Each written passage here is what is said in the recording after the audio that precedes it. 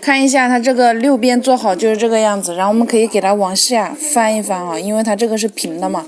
平了之后，我们给它这个尖尖的角这里给它往上稍微翘一点，就跟这个一样的，稍微给它翘一点。然后我们不是所有东西做好之后嘛，就要给它刷胶，一点一点刷到这个上面。它这个刷胶我们得给它分成3部分刷哈，要分开刷。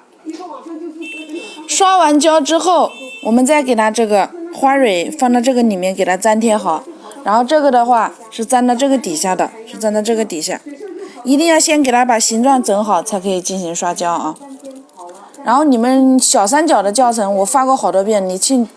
那个主页其他作品里面去找这一款材料包，或者是你们需要其他材料包的话，都可以进我主页，然后主页里面呢有那个店铺，进入店铺里面就可以下单购买，知道吧？一定要刷胶，刷完胶之后就跟我这个一样，特别